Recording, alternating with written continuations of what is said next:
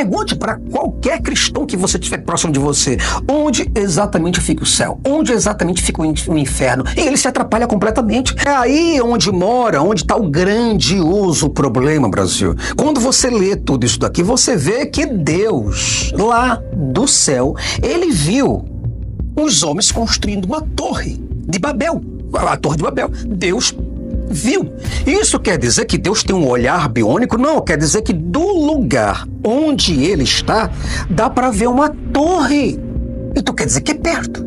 Não é longe. Mas onde está esse lugar espiritual? Tá entendendo mais ou menos? Então, se os deuses estão em todos os lugares, se os espíritos estão em todos os lugares, por que eles precisam viajar?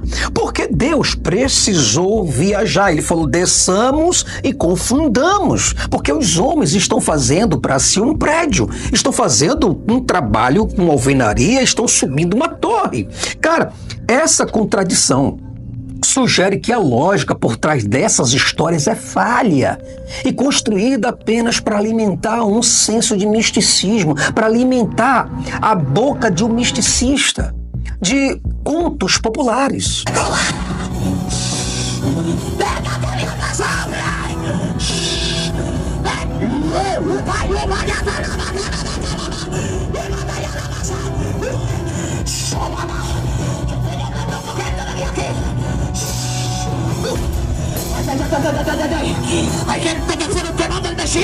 Eu preciso que você, do outro lado, pare para pensar, cara, pensa comigo, se o céu e o inferno realmente existem, seriam lugares físicos ou seriam dimensões? A teologia, por exemplo, em geral, nunca define com clareza. Um vai dizer uma coisa, outro vai dizer outra, e tudo isso pelo Espírito Santo. Veja que o próprio Jesus, ele olhava para os céus, esse mesmo judeu aqui, ele olhava para os céus e dizia que a terra era maior do que tudo que está em cima.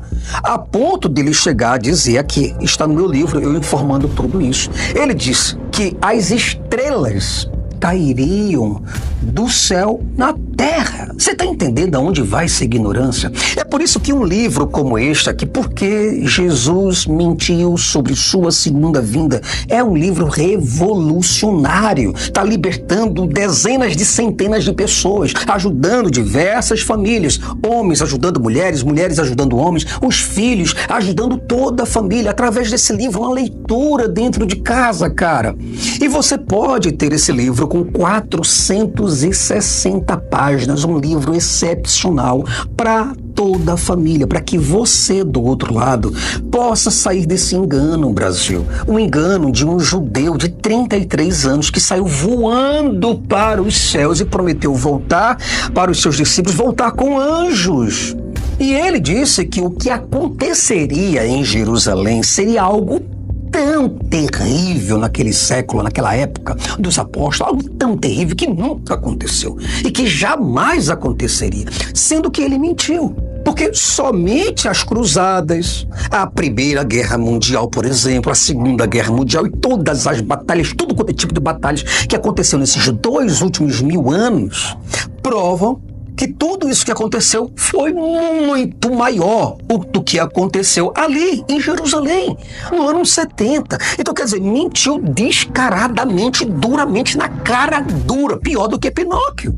E você precisa acordar dessa falsa realidade, acordar desse conto de fadas, de que você tem um Jesus que ouve você, mas como ele ouve você. Além disso, e de todas essas coisas que eu venho mostrando para você, se essas ideias fossem reais, se tudo que está escrito aqui fosse real, esperaríamos provas substanciais, como a localização exata, ou pelo menos uma manifestação tangível desse lugar, e não temos nada. Porém, tudo o que temos são narrativas sem evidências, baseadas na fé e no medo dos supersticiosos. E como eu falei para você logo no início do vídeo, eu te chamaria a atenção para essa reflexão, Brasil. Se os deuses de fato e de verdade são onipotentes, por que simplesmente eles não se comunicam diretamente? sem a necessidade de atravessar o cosmos. E é aí, Brasil, que você percebe, meu irmão, minha irmã, que essas histórias parecem mais um produto de uma mente humana limitada, tentando conceber o infinito do universo, do que algo realmente divino. Essas pessoas não falam com Deus. Veja que a psicologia da criação divina, você já pensou sobre isso?